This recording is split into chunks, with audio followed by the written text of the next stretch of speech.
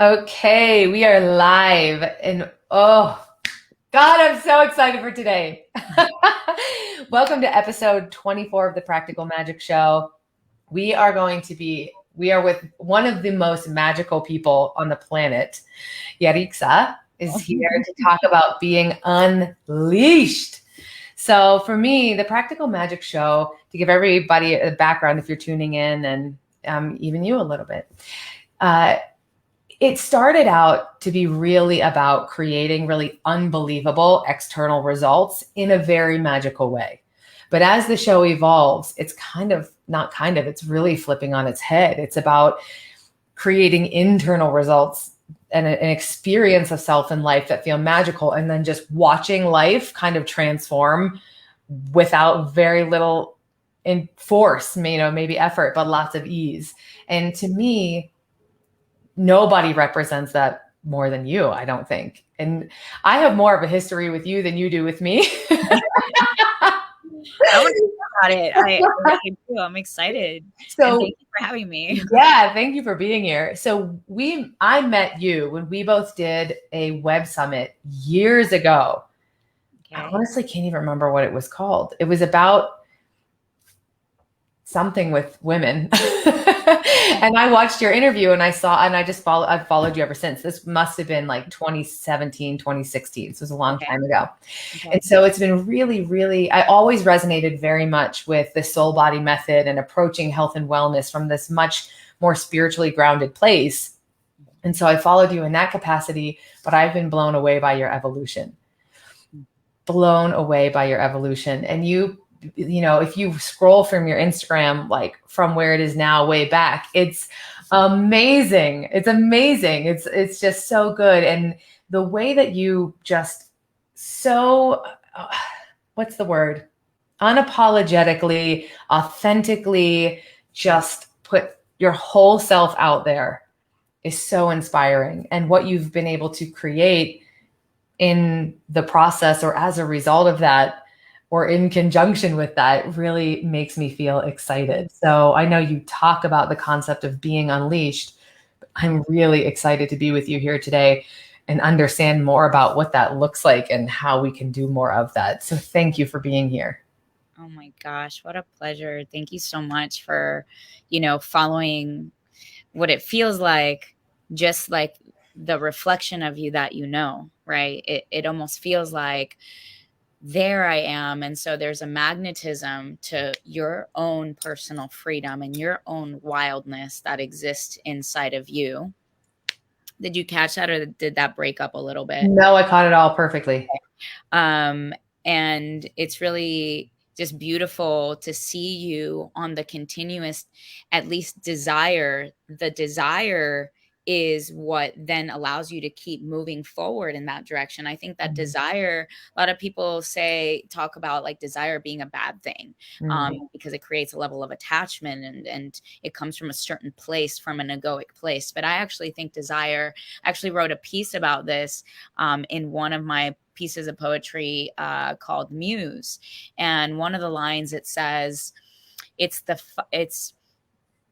the fire that provokes desire, necessary to create worlds and beauty, to inspire life.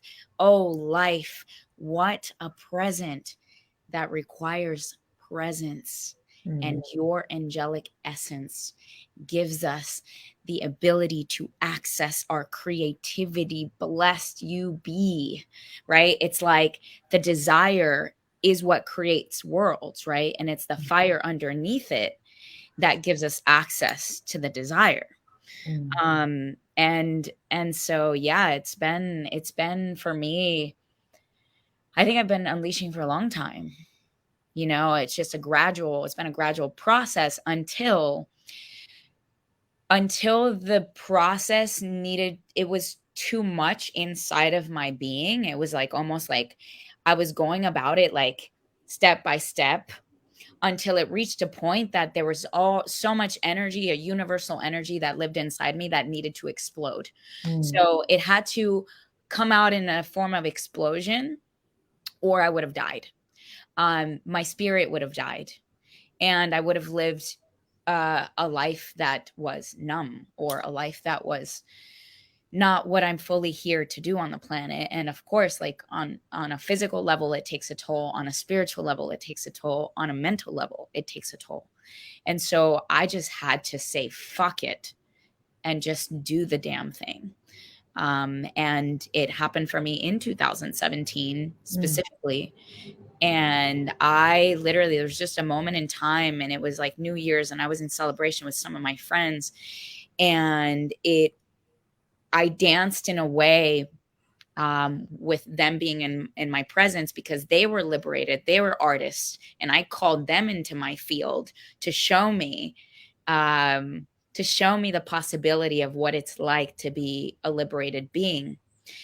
And I took it to the level of which was authentic to me, because they're being artists in their way. Like, they were both singers and musicians, and one of them is my friend Nicholas, lead singer of Walk the Moon. I mean, if you're in the presence of somebody who is, fully out there in front of thousands, like sometimes like 100,000 of people, right, performing, you're in a presence of somebody who is not afraid to be in front and center stage. So with those people as examples, my heart and my soul just couldn't take it anymore. And I broke free dancing. I remember it was this one song. It was like this Brazilian funk, really dirty, and our programming is, as women specifically, like, oh no, that's too sexual. That's too sexy. That's too much. Look at the kind of attention that you're going to get. And so we're programmed to suppress our sexual nature, which is so innocent. And I just came at it, and I started dancing, and then I stripped myself naked and continued to dance. And then that same year I went to Burning Man, dance with this other incredible man at the end of the 7 days. And he was this Nigerian king, with a little like string and then a towel hanging over his what. And I was already feeling unleashed, but when we came together, it was like magic. Magic that it's an alchemy that happens, but you have to be in your magic first to create more alchemy, right? And to transmute and to transcend and to open up worlds. And so he came in, and it was like, whoosh, and it felt like we had been dancing for 20 years together. And when that happened, it was just like a falling onto my knees moment at Burning Man. Like, oh my God, like what just happened? Because I didn't grow up dancing. I didn't do choreography. I took one Zumba class and ran out, like I was so embarrassed. And even out of salsa classes, I couldn't get the count. And people would tell me, oh, if you can't hear the music, then you'll never get the count, and things like that. So it kind of was like one of those things that I really just broke through all the bullshit and all the stories and anything that anybody ever told me. And there's, of course, the people that create the possibilities of course, this is possible. There's the people that are the naysayers, and there's the people that are full of the possibility. And that's who I strive to be. I'm the person. Here's an example. Here's what it looks like. Here's an embodied form of what is in your imagination. And so when that moment at Burning Man happened, and my friend next to me, he's like, holy shit, Yadi, what the fuck? My music video, and you got to do this for work. And I was like, oh my God, I know, but I don't know how. And I think that that's the cross point, like where we get to, like the not knowing how, and it starts to become heady. And I just took the passion and the fire that was in that moment. Like I felt it so strongly, like so much happiness and joy and bliss came over me, that I couldn't allow my head and my chatter to take over and be like, oh no, but you can't do that because you've never done this, and you're 35 and you're blah, blah, blah. And I just ignored all of those voices. And I started something about a week after Burning Man, had some women come over to my house. And I told them all about this thing that I didn't even know what I was going to do. I told them, oh my God, this is going to be the most exciting 2 hours of your life. And I just created it, right? I created the magic to happen because it's in the imagination. You know, when children play, they're all about imagination, and they create these stories, and it's magic. It's magical. It's a magical world. And we could still do that too as adults. And so these 10 women showed up at my house, paid $22 to come and dance in my living room. And they had a lot of catharsis. Some women like purged, like officially like went to the bathroom to throw up. Wow. Some women like just shared like they've never moved like that before. They've never moved their hips like that. And all I had to do was show up as a possibility. I didn't really have to teach them anything. I just showed up, give them the space of safety to be all of who they were, and led by example. And that's what I believe. I'm here to be a catalyst for people to be in their full self-expression and power. And because I've broken through it myself, and the level of power that I do exude when I'm in front of people or an audience, it's strong, it's fierce, it's unapologetic. It's like, here it is, and here is all of it. There is nothing that I hold back. And with that even being said, there's always something to grow into. Even if I hold nothing back then, it just gives me an opportunity for the next moment. Yeah. There's nothing to hold back, but I've pushed an edge every single time. And so it's a constant process of unleashing. And really, and I'll say this for practicality, there's two things to unleash. Follow your highest excitement, number one. Always follow your highest excitement, the thing that makes your heart tick, the thing that makes your spirit tick. You're like, oh my God, that's so exciting. When you talk about it, it lights you up. And two, face all your fears. Lean into your fears, because fear is the mask that freedom wears. Fear is the opportunity that when you recognize a fear, oh, there's freedom on the other side.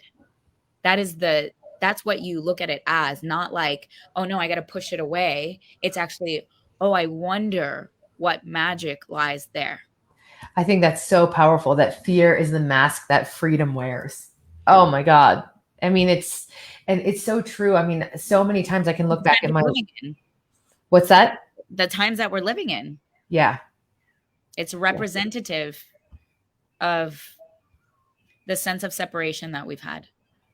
What I have always found to be true in my life is that the greater the fear I'm experiencing is less than or equal to the amount of freedom that I get from pushing through whatever that is. So like the more afraid I am, I'm like, oh, that's going to be good on the other side. Good.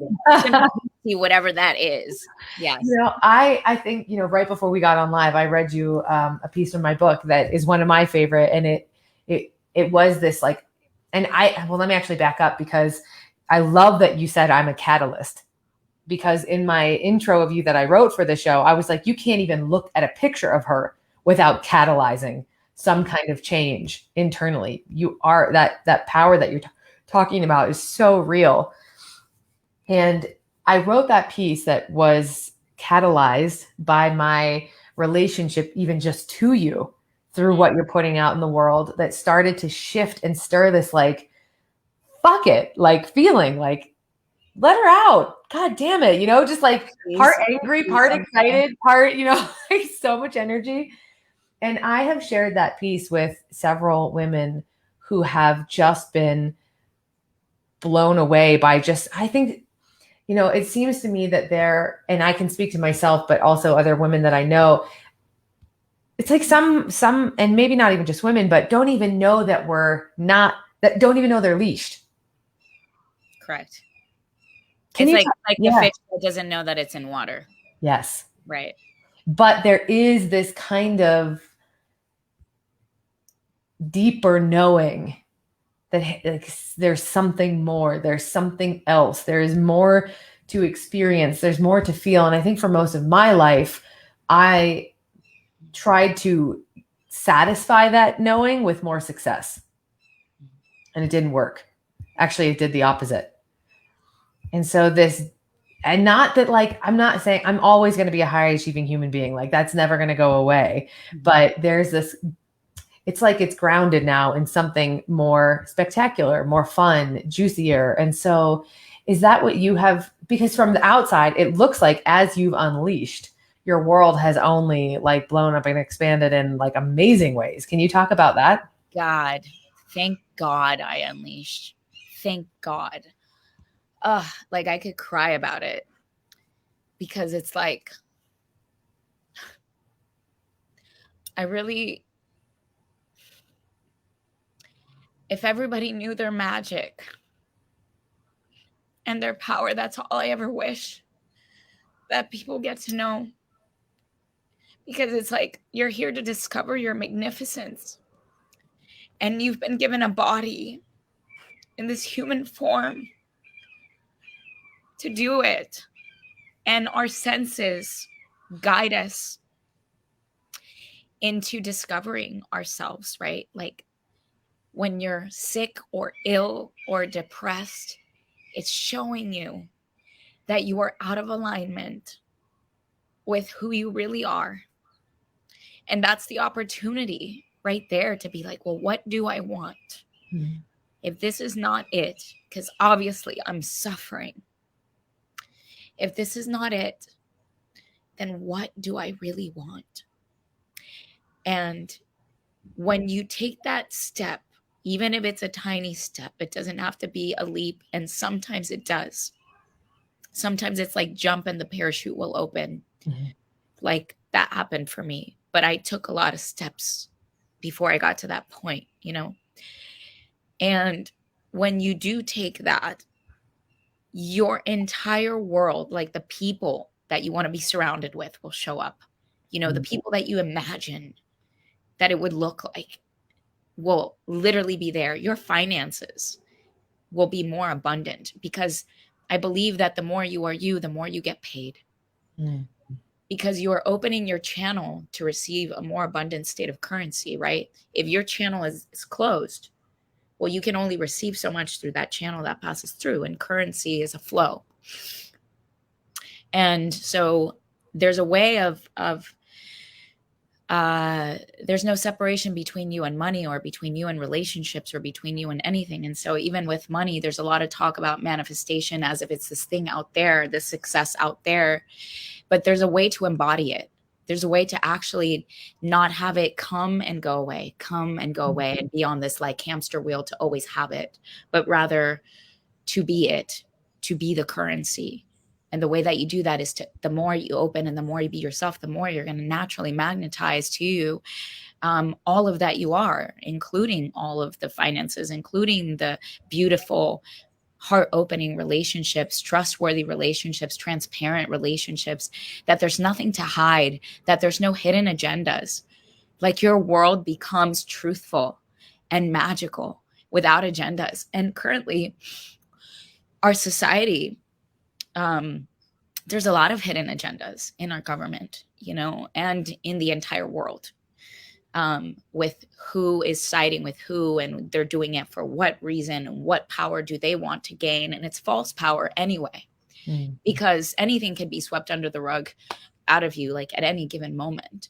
But the true you is inside, and you can never lose your power. There is no power to lose. You are that. You are power. And so it's really important to stay truthful to who you are and follow that little spark. Follow the spark. The beautiful movie by Disney Pixar, Soul, is a must see. I haven't seen God, so good. it really does explain this in a really lighthearted way, and in a way that is digestible, and in a way that you'll resonate with, because that's the other thing about we're so sensitive as humans, and we have forgotten our connection to our intuition. But when we're watching even something like that, a movie like that, where it's like resonating with you, or it makes you cry, or it makes you, that means that there's something there that is literally tapping onto your heart. And it's because there's truth there. So I say to all the people that are watching this, to go for it. You're not going to lose anything. It's a lot of smoke and mirrors. And you have the ability to create the world that you want. I've created a world in which I'm surrounded by artists, musicians, people with great and beautiful hearts that want the best for the world. And And the relationships that we get to have are so like, God, like I have to like pinch myself. It's like, is this my reality? Yeah, it is, because it exists. And we can create heaven on earth here. And, you know, this next Unleash even that I'm doing in September is called Unleash Heaven on Earth. Because there is a world that we create, that we step into, that solidifies that this is possible. And if everybody in the world unleashed themselves, and I've said this many times before, we would live in a much more kind-hearted space, because you're able to share your talents, your gifts, your abilities. And imagine if everybody shared their talents, gifts, and abilities uniquely to who they are, because it's your signature. You are designed only as you, and you're just a part and a piece to the puzzle that without you, it can't happen. That's why we're all catalyst. I say I'm a catalyst, but we're all catalyst. It's just I've taken the role in the biggest way possible that I can to even claim that, own that, and know that. And therefore I am. This past weekend, I was impressed by, I was in Totality Festival. And it was maybe like, you know, 1,000 people. I opened up the ceremony. I opened up the space for it. I did unleash a 2-hour experience there. And I met with one of the women who I adore so much, that I saw her at Burning Man. And she's one of the #1 workshops at Burning Man, Sonia Sophia. And I thought that, you know, I was going to go there and experience her in her greatest light, which that happened. But I also was a catalyst for her in other ways that I didn't even know. And it doesn't matter who you are and what pedestal you've put people on. Everybody has an opportunity to be catalyzed by you, and you by them. And so if you show up in your fullness, imagine how much happier this world would be. Because, you know, when you don't do the things that you want, how suppressed you feel and how shitty you feel. And that's what we're operating from. It is. It's become so normal to feel that way that I so love this conversation, because what I'd love to kind of peel back the layer is like, how would someone know? Which part? Let's say they're on the further on the spectrum of like, because I think a lot of the people who are in my world, for obvious reasons, are still really kind of chasing this external stuff. And, you know, the problem is it works enough to not see that it's not working. Do you get what I mean? It's like, it creates enough satisfaction to like create enough of a hit to think, okay, if I just push a little further, if I get a little more, and this takes the shape of money, relationships, titles, body, like it shows up everywhere. Money, things, yeah, when I do this, then I'll be happy. 100%. When I get that, I'll be happy. Right. The chase, the thing out there. And I've done that. So somebody in that space who's doing that, what can they see that will let them know that something else is trying to be unleashed? Well, there's maybe a couple of things to this, because, for instance, I'll just share from example. For me, I used to want to get the body, right? Back in my early 20s. When I have the body, then all of my problems will go away. Then I'll feel this way. Then I'll have the men that I want in my life. Then I'll be more powerful or something, right? And it may not even be like, we can always consciously you can consciously articulate it in hindsight of it. It's in hindsight that I'm sharing this, right? Yeah. But then I didn't know all of what I'm sharing with you, but I was going for the thing and stressing myself about that thing, and, you know, really restricted myself and created all these things so I can be that. And then when I had the body, right, like created the body of my dreams, I was like, oh my God, and now what? Now what? Now I have to maintain this body in order to continue to feel like I'm worthy, because it's like what it is a worthiness piece. It's all about self-worth. there's a part of you that doesn't believe that you're worthy. So when you have that thing, oh, now you're worthy. When you have that success, Vanessa, now you're worthy. You're worthy of love. You're worthy of attention. You're worthy of more people liking you. You're worthy of more people listening to you. And so you want to get that thing that creates a level of self-worth. And the thing is that worthiness comes from a true level of self-worth, is knowing inside of you that you are the worth. You are what's priceless. Nothing out there could ever make you be that, ever.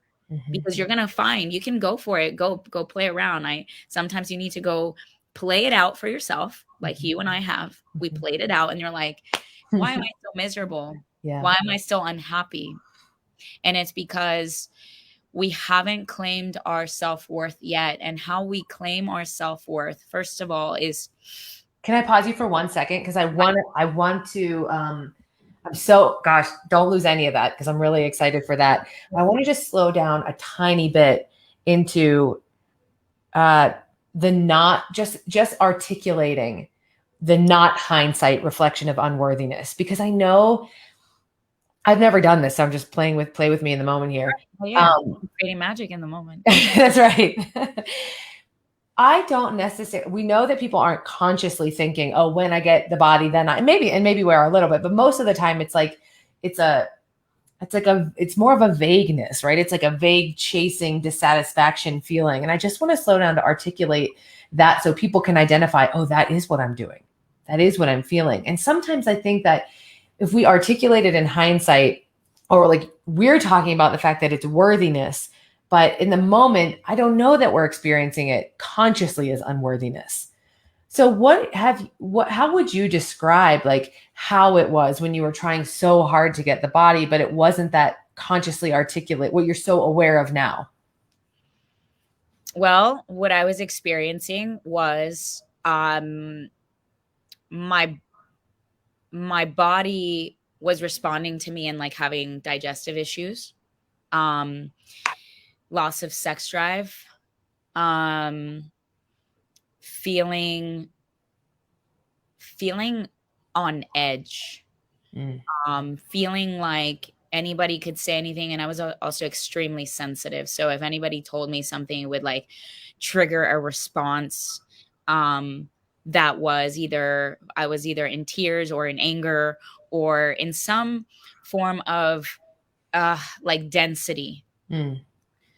And fighting with a boyfriend at the time, just a lot of fighting, because I was just feeling truly constricted, but didn't know it. Right? I didn't know it, but like the things that were happening and the struggles that I was going through were real in that time. It's just I didn't know what to make of those things, because we just think, oh, that's normal. Having pain and suffering is normal. And pain exists, but suffering doesn't have to exist, right? And I remember like even working so much to be successful, like hours on end. I mean, it was endless. It was 24 hours. Like I felt I can relate to that. Like, oh, like all, I'm an entrepreneur. I'm going to like liberate myself and create this money, blah, blah. But you end up working tirelessly and worse, and then feeling resentment. There's a lot of resentment for the people that now you're giving your time and attention to, which you're not feeling joy. You're just kind of like showing up for them more than you are for yourself. And that creates a level of resentment. Same thing with your partner. Same thing with even going to the gym. I was just like resenting. I'm like, fuck you, gym. Like I fucking hate you, but I'm here, because it wasn't coming from, it was coming from a place of getting something back. Right. And when you go towards anything with like the idea of getting something, there's going to be, in my opinion, it's coming from a place of lack. It's coming from a place as if you don't have the thing. And so it's like, instead of you giving from a place of, I want to give this, I want to do this, This feels really good to me. This is an overflow. This is an extension of myself. So it's like, what can you do to actually ground yourself into that space of inside, of that internal connection within you? I would say it's like, okay, how's that feeling for you? Do you feel good or do you feel shitty? Let's take a look at that.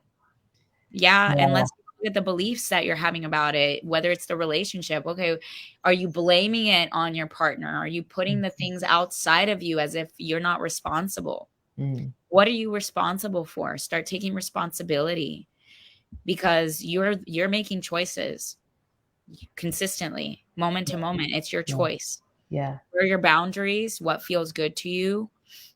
What are you deciding on that you're doing it from the perspective of, again, getting some form of validation or getting some form of love or getting something outside of you? That's compromise. Compromise is the leaky wagon. Compromise is when you get that thing, but at the expense of, Yes. right, you Yes. feeling a certain way.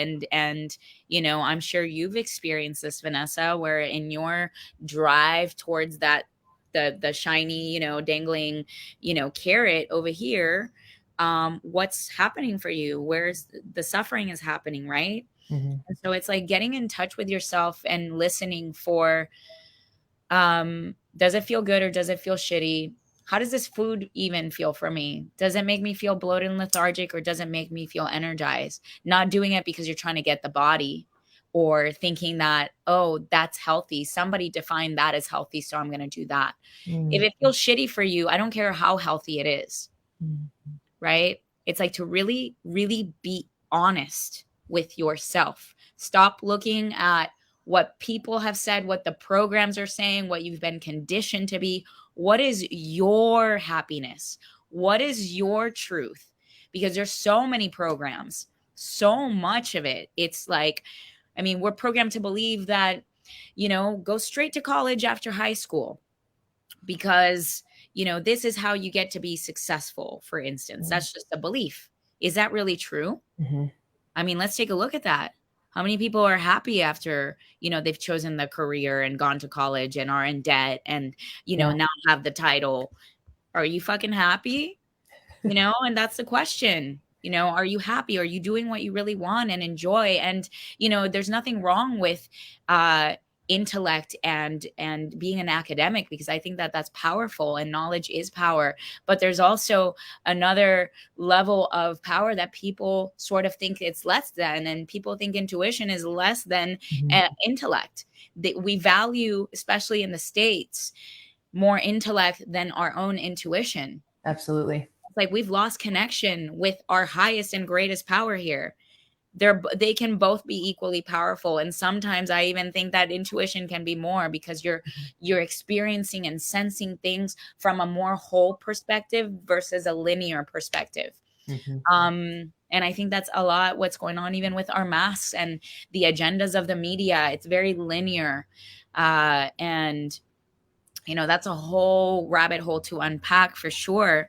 But we need to take a look at, okay, if there's only 6 media companies in the entire world, and there's only these certain amount of companies that are in the highest power, and they have agendas, and they're paying the people to put this out into the media to create more fear, because fear creates more power for them. When people buy into fear, they buy from an impulse that they're disconnected from their own intuition, but they're basing it on this intellect. And where's that coming from? It's coming from a place of logic, very linear, but it's like, who are you listening to? Yeah. What people over here are you listening to? Yeah. And that's everything. You answered. I love how you took that, because you answered a question that has been kind of circling in my head for a couple minutes, which is, why is it so hard for people to ask the question, what do I want? Does this make me happy? I mean, I can think of 10 different people who I'd ask that question, and they would either say, what do you mean? Or I don't know. Or how do I know? And I think that you have nailed it when you talked about 2 different things. One, there's the fish and water thing. We're so conditioned to just think, if I'm not happy, it's just because I'm not there yet. And something I'm starting to say to my clients is like, if you're not here, you're nowhere. There is nowhere but here. Like, if you're not there, you're also not here, then you're nowhere. And so there's that conditioning that's like, I'm just not there yet. That's why I'm not happy. And I need to go to school, and success will make me happy. And so I'll just keep chasing this indefinitely and just assume that. What's the definition of success? Here's a really, we need to look at that. What defined as success? Success oftentimes equals how much money do you have in your bank account? Totally. Okay, that's what mainly people look at. I come from that lineage of my father specifically thinking that money equals success and safety in doing so. You do this X, da, da, da, da, da, da, da, that will lead you to success. Success in his mind is me having a certain amount of money. What certain amount of money in your bank account is it that you need for it to look successful, right? And what material things do we need to own in order for it to look, the latest iPhone, the latest computer, the latest whatever. Success in your relationship, the very cookie cutter, that's a successful relationship. But taking a look at the definition of success in my eyes is no longer around the money in my bank account. Success is being able to share my talents, gifts, and abilities in the way that I want to. And naturally, money will be there because I've opened up my state of currency. That to me is successful. Not like, oh yeah, I have this money. How is that successful when I'm not happy? Yeah, I love that. It's so good. And that kind of in conjunction, that understanding that redefining the cultural conditioning piece is huge. And even understanding that as a prerequisite that you're even experiencing conditioning, that your condition is conditioning and not you. And then the second part that I think was so powerful about what you shared is the linear logical thinking. So we're conditioned to believe certain things, and we're trained to only think a certain way. And that when you pull back into your state of intuition and you're getting a little bit more honest with yourself, which truth is one of my highest values. So I love that. It's going to disorient you for a minute. The answer might be, no, I'm not happy and I don't know what the fuck I'm doing. But you're still, in that sense, closer to success than if you just keep trudging on this other path that isn't working and won't work further along down the line. Right. Especially if you keep hitting a wall, there's something there for you. There's some belief that you are having that is blocking you from the flow, from the opening, from the ease, from the grace. Right? Just by me being me, for instance, because I've devoted myself to do this unleash thing, which it wasn't there before me. I'm not sure, ecstatic dance opened up the world, and festivals have opened up the world for me to exist in because they paved the way. But what I'm doing is something uniquely different. There's nobody here teaching me. I am literally, I'm trailblazing something that I'm being guided to, and fully immersing into the unknown, consistently trusting. And the more I do that, the more my world expands. I'm being invited to festivals now to open it up, not because I have a degree, not because there's an energy that's felt. Yeah. That energy is palpable. It's magnetizing. There's something there. That's why people hire me to infuse the space, to create the magic that happens, so people remember. It's like, hang on, let me pattern interrupt your shit. Let me wake you up and let you know you can be successful doing your dream, doing your dharmic path. It doesn't have to look like anybody else's path. And you just have to trust. And those people, literally, from me just even coming on stage, people were coming up to me later and saying, in the first 30 seconds that you were on stage, I was crying, right? Because there's an emoting that happens, because when people cry or they release a sigh or there's an emotionality, there's space being created in their nervous system. It's when there's a release. It's when there's right? There's an exhale. It's like that uptightness. I have to be this way. This is how it's supposed to look. And then when I come into the room, it's just like, okay, I guess I don't have to do that. I can be however the fuck I want to be. Yeah. And to do it in, you do your interview in however way you want to conduct it. It doesn't have to look like how anybody else is conducting the interview. You want to do it through you know, you want to call it the practical magic show, and do it in your layout and your arc, not like how other podcasters are doing it necessarily, right? You just want to be Vanessa. You just want to do it fully in integrity with who you are and what's inspiring in the even in the moment for you.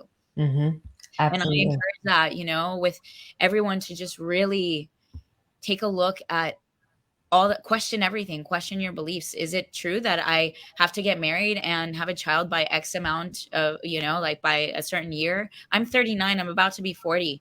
You know, I feel younger now than I did in my 20s Yeah. because it's a youthfulness that's happening for me. The youthfulness and the innocence. And it's like feeling like a child. If you like have you danced in a way that you feel like you're tumbling around with other children? Come to Unleash and fucking experience that and remember who the fuck you are, right? Like you can be at any age and experience this aliveness, because what we're experiencing is aliveness equals youthfulness. The younger, you know how children play, they're more alive because they don't have the stuff and the programs put onto them. That's right. It's as we begin to grow up, we start suppressing our true nature. And right now, it's like we're being catalyzed into remembering and being reborn again. And I feel like I die often, you know, an old identity part of me. Like I used to be in monogamous relationships because that's what I was taught. This is, you know, you find the man, they make you happy, blah, you know, you create this unionship to prove so that you don't have to continue to find somebody to live the rest of your life with, because if not, you're going to be alone. Right. And we have this belief around that. And it's like, I've broken through that. I was married. I did that. I played it out fully and I was not happy. And he had 61 of the 62 qualities. So talk about like manifestation. Right. But why wasn't I happy? Because like on paper, everything looked great. He checked off all the qualities on my list, but the experience itself, the actual thing that I was living out with him, I felt like I was in prison, and not because of him, but just because I was holding myself back. I love, yeah. Because he thought I was in salsa, and I took him one time, but I danced with everybody, and it looked to him like, oh no, she's too pro, I don't want to dance. So, and then I was like, okay, well, I'll compromise and I'll be with you on the weekends instead of me dancing so that we can actually have quality time together. But in that interim of 2.5 years of not dancing and doing whatever he wanted to do to compromise, I lost myself. I stopped having any sexual desire. Nothing was pleasurable. I was numb. I felt like I was in a routine, and I was asking myself, oh my God, is this my life? I fell into the deepest depression of my life because of it, because of that compromising and not allowing yourself to be you. I really believe that two people can coexist, both in partnership and still being in an alignment with who you really are. And it's a lot of communication. It's a lot of conversation and transparency, and being and daring to say what you're afraid what you're afraid to tell that person because of what the response could be or what could happen. Yes. I often lean into that, okay, I'm afraid to tell you that, you know, currently in my non-monogamous relationships, I'm afraid to tell you that I might have to make a choice between you and somebody else at some point. That's something I'm afraid to tell you. And then being like, well, thank you for sharing. You know, I'm glad that you're sharing this, versus like getting all riled up and upset about it, but rather being in such level of integrity that I want to make sure that everybody understands clearly where I'm at, so that they have an ability to respond and not create stories. Yeah. We create stories so much, right? And we don't actually know. We're in assumption consistently, and that creates a lot of problems. Yeah. I love the idea of looking at where you're compromising in life as a vehicle to unleash, right? Where am I compromising based on a future that I'm afraid will happen? Where am I not speaking my full truth? That is a powerful exercise in and of itself. My husband and I have recreated our marriage over and over and over again by saying the most hurtful things to each other that were true. Like, and we embrace that hurt. We embrace that pain. We sit in it together, and it allows us to recreate from truth. And so I love this idea of looking at where are you compromising? Where are you not speaking your truth? Where are you not happy? These are such practical ways that if you're willing to look, can can, like you said, just unleash the next step, unleash the next step, unleash the next step, and follow your excitement. That was powerful. As Totally. we wrap, is there anything else that you would offer to someone, regardless of where they are on their path and process to unleash, that you would offer them to a practice, a question, something to lean into that would take them 1% further? Yeah, where 1% further is something as simple as, what have I been afraid to say out loud? Mm, And just to, I know that we're wrapping, but I think it's just really important to share example of that. please.